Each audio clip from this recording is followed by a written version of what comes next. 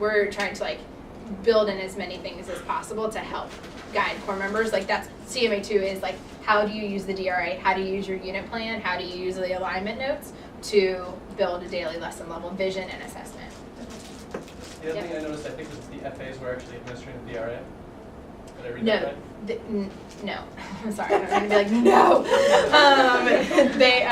The DRA is going to be administered during week 1 because we do have students on the Wednesday and Thursday of week 1, but core members will actually do it just while the FAs are lead teaching in the classrooms. So we get it done earlier. But core members will actually be administering it just... I just want to make sure they were familiar with how they were going to be assessed so that like when they're teaching they understand that. Yeah. Okay. Take a deep breath. All Okay. right. Okay, so let's like get into a couple things here. One, we're gonna bust some myths about the ISAT. 2, then we're gonna figure out like how there are 3 big messages that connect to my friend, Mr. Potato Head, that bust each myth, I guess. So, okay, myth buster 1. There's no rhyme or reason to the ISAT. How it was created, it's not in the best interest of students. These are all the things that we've heard about the ISAT. I don't need to teach from it, and the parts don't work together. Okay, so let's think about like busting this myth with our friend Mr. Potato Head's help. So basically, like when I think about like, I'm like kind of fascinated by like how toys are created. Like who came up with this idea? Like someone spent time thinking about what Mr. Potato Head should have, what the parts should be, how they go together, and how a child would engage in it, right? Like somebody created this. Same thing is true with the ISAT. Like somebody went to the district and found out what kids needed to know, really. Like somebody thought about how to put this, make it a model of backwards design. Somebody developed, like increased the training on the alignment of the tools, like, you know, Kelby and her team. And somebody figured out like how this aligned with our mission. So like there was a lot of thinking that went into creating the ISAT, same as our friend here. Myth number 2.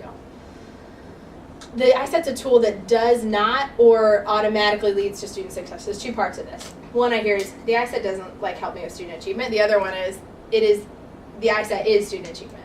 Neither of which are completely true. So the ISAT does not impact student achievement.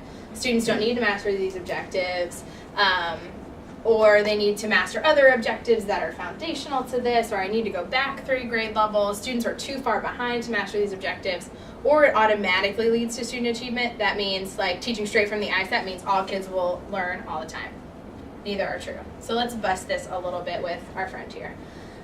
Not every kid likes Mr. Potato Head. You don't really know like what's exactly going to happen when you put this in front of a kid. It definitely is not something that they're automatically going to engage with and is going to lead directly to their enjoyment. Same as the ISAT. You can't put that in front of a kid. You can't put those objectives in front of a kid and know that like that will lead to student achievement.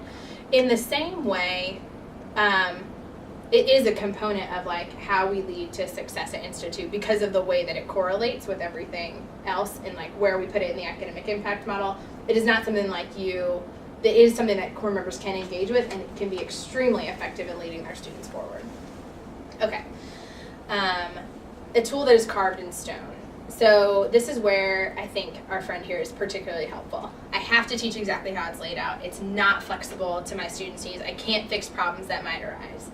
Actually, not true. And this is, I feel like, where I really just want to hit this home that, like, the ISAT is not a regimented, like, you cannot do anything with it. You, as the instructional leader of your school, I'm not going to say you can, like, throw the ISAT out the window and change it completely because I really feel strongly that they are effective tools. But just like our friend Mr. Potato Head, like, you can take off, like, you can put glasses on him. Like, it still needs to make some logical sense. Like, you can twist around his ears and make them face a different way. He can love the ISAT. He doesn't have to love the ISAT. Like, you can move him, you can adapt him within a logical sense, right? So, like, don't put his feet on his head. Like, don't turn it all upside down and mess with it. But you can definitely adjust, and I want that to be the clear message for school directors that this is a guide, not a script. You can move the pieces as long as they make some logical sense in the way you're putting them together. I know that is like, I want that to be a very strong message, but I also realize that it is very vague. And so as we move forward, I'll come up with some examples of like when this might happen. This definitely correlates to like intervention time and like how the objectives are sequenced and things like that. So I don't want you to leave feeling like, wow, that was really open-ended. Can I do anything with the ISAT? You'll be able to move and adapt it, and you'll also know before the summer when that is appropriate. Yes, ma'am.